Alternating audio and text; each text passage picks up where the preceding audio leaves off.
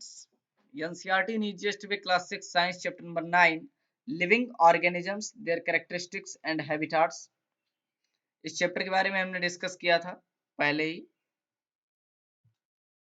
सबसे पहले हमने इसका इंट्रोडक्टरी पार्ट किया था, उसके बाद हमने पार्ट 1 किया, पार्ट 2 किया, पार्ट 3, पार्ट 4। अब आज हम इसका पार्ट 5 करेंगे और उम्मीद है कि आज हम इस चैप्टर को खत्म कर देंगे। आज हमें पढ़ना है, कौन से टॉपिक को पढ़ना है ध्यान रखिए, कमेंट सेक्शन में बताइए। Aquatic habitats. आज हमें एक्वेटिक हैबिटाट के बारे में पढ़ना है, जो कि हमारा लास्ट टॉपिक है। उसके बाद एबायोटिक और बायोटिक कंपोनेंट्स को पढ़ के हम चैप्टर को कंप्लीट कर देंगे। तो नमस्कार सभी को, कॉपी पेन लेकर रेडी हो जाइए। तो चलिए चलते हैं एक्वेटिक हैबिटाट्स में। मतलब एक्वेटिक हैबिटाट्स में जाएंगे नहीं, वहां के स्लाइड में पहुंचेंगे और हम शुरू करेंगे। एक्वेटिक हैबिटाट्स डिस्कस करेंगे। एक्वेटिक हैबिटाट्स के बारे में, यानी कि जल में जो हमारा हैबिटाट पाया जाता है, पानी में जो हैबिटाट पाया जाता है, उसके बारे में हम डिस्कस करेंगे। तो क्या क्या हो सकता है? पॉन्ड्स हो सकते हैं, झील, लेक हो सकती है। पॉन्ड का मतलब क्या था? तालाब हो सकते हैं, या फिर ओशियंस हो सकते हैं। अब हम समझेंगे। सबसे पहले आप ध्यान रखिए, इसके पहले हमसे कौन सा हैबिटाट पढ़ा था? टेरेस्ट्रियल हैबिटाट, जो लैंड पे पाया जाता है। अब देखते हैं। Plants like duckweed and water hyacinth float freely on top of water called floating plants. अब आप समझें कि जो एक्वेटिक हैबिटाट्स में हमारे प्लांट्स पाए जाते हैं, वो दो तरीके के होते हैं। एक प्लांट आपने देखा होगा जो पानी में पाया जाता है कि जब हवा चलती है तो वो तैरता रहता है, जिधर को पानी बहता है उधर तो वो प्लांट बहता है, यानी कि वो फ्री फ्लोटिंग प्लांट्स होते हैं। उसकी जो रूट होती है वो कहीं फिक्स नहीं होती, वो वाटर में ही होती है, तो वो मूव करते रहते हैं। ये क्या कहलाते हैं? Floating plants. इनके एग्जांपल्स कौन कौन से हैं? वाटर हायसिंथ और डकवीट। तो इसको आपको याद रखना है कि डकवीट और वाटर हायसिंथ की जो रूट है वो सॉइल में फिक्स नहीं होती, इसीलिए ये वाटर के साथ, जैसे जैसे वाटर हवा के कारण बहता है, उसी तरीके से ये फ्लावर भी साथ साथ फ्लो करता है, इसीलिए कहलाता है फ्लोटिंग प्लांट्स। तो आप ध्यान रखिए, फ्लावर, फ्लोट, फ्लोटिंग प्लांट्स। अब देखेंगे। Plants like water lily and lotus have fix root. लेकिन आपने देखा होगा कि जो कमल हैं या जलकुंभी जिसे आप कहते होंगे लोक भाषा में, वाटर लिली, उन सब के जो रूट हैं वो फिक्स होते हैं। जैसे ऊपर फ्लावर है तो इसका रूट नीचे फिक्स है। तो ये ऐसा नहीं है कि पानी इधर बहेगा तो फ्लावर इधर चला जाएगा, उधर चला जाएगा, बिल्कुल नहीं, ये यहीं पर फिक्स रहेगा। तो इसे हम कहते हैं कि ये फिक्स्ड प्लांट्स हैं जिनका रूट सॉइल में फिक्स होता है। इसके एग्जांपल्स कौन कौन से हैं? वाटर लिली और लोटस। तो ये आपको याद रखना। कुछ एनिमल्स हैं, सम एनिमल्स है blow holes on heads instead of gills. आप सबको पता है कि एक्वेटिक हैबिटाट में जो जानवर पाए जाते हैं, एक्वेटिक हैबिटाट में क्या पाया जाता है? हमारी मछली पाई जाती है। तो उसमें क्या होता है कि गिल्स पाए जाते हैं, गलफड़े पाए जाते हैं, जिनसे वो सांस लेती है। हमारे लिए सांस लेने के लिए क्या पाया जाता है? आप कमेंट सेक्शन में बताइए कि ह्यूमन बॉडी में ब्रीथिंग के लिए क्या यूज होता है, कौन सा बॉडी पार्ट? जैसे इनमें गिल्स यूज होता है। तो कुछ एनिमल्स हैं जिनमें गिल्स नहीं पाया जाता है। इंस्टेड ऑफ गिल्स क्या पाया जाता है?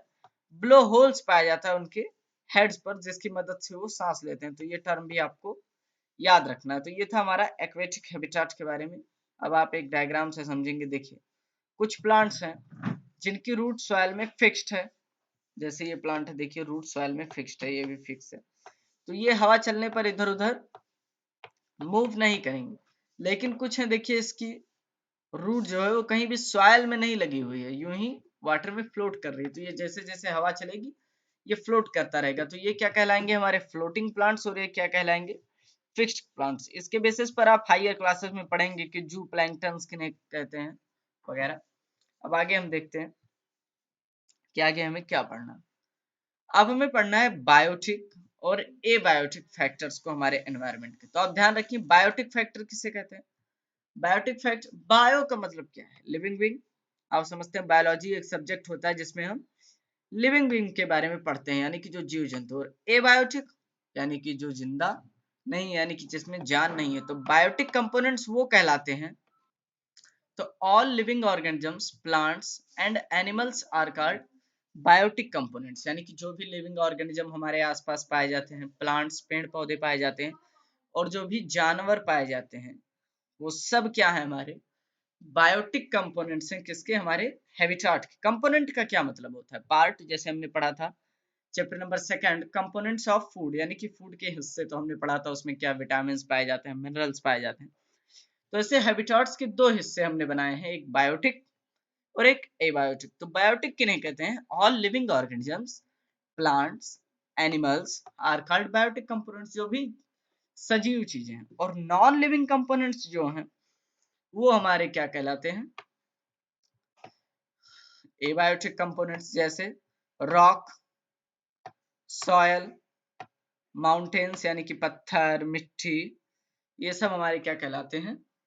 एबायोटिक फैक्टर्स कहलाते हैं। तो इनकी डेफिनेशन आपको याद रखनी हो, वैसे आप समझ गए होंगे कि बायो का मतलब लिविंग, एबायोटिक का मतलब नॉन लिविंग। अब कुछ इंपॉर्टेंट पॉइंट्स हैं जिन्हें आपको ध्यान रखना है, ये बच्चे अक्सर गलती कर जाते हैं, तो आप इसका ध्यान रखिएगा। इंपॉर्टेंट पॉइंट्स हैं जिन्हें आपको ध्यान रखना है कि सीड्स जो हमारे होते हैं, सीड्स यानी कि बीज, ये भी ब्रीथ करते हैं, ये भी सांस लेते हैं। ये भी एक रिसर्च का टॉपिक था, लेकिन कैसे पता चला? आप देखिए, अगर कोई कंटेनर है, आपने देखा होगा कि जहाँ बीज रखे जाते हैं, गेहूं धान जहाँ हम स्टोर करते हैं, अगर आप उसमें हाथ डाल के देखेंगे, अगर 1 महीने से रखा हुआ है, तो बहुत ज्यादा गर्म रहता है, बहुत ज्यादा हीट रहता है। तो इससे पता चलता है कि सीड्स जो है वो सांस ले रहे थे, ब्रीथ कर रहे थे, और इसलिए वहां पे कार्बन डाइऑक्साइड का एक्युमुलेशन हो गया और गर्मी लग रही है।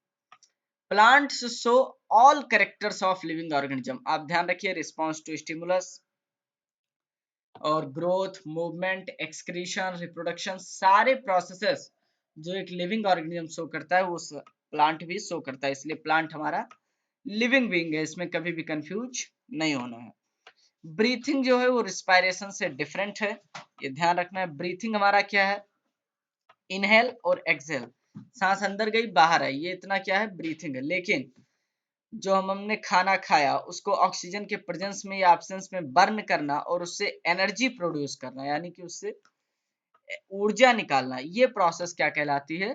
रिस्पायरेशन। रिस्पायरेशन में रिएक्शंस होते हैं, और ब्रीथिंग क्या है? सिर्फ सांस लेना है। कैक्टस जो उसमें ग्रीन स्टेम पाई जाती है, ये इसका एडाप्टेशन है सर्वाइवल के लिए, उसमें थॉर्न्स पाए जाते हैं और ग्रीन स्टेम पाई जाती है ताकि वो आसानी से सरवाइव कर सके। तो ये कुछ इंपॉर्टेंट पॉइंट्स थे जिन्हें आपको ध्यान रखना है।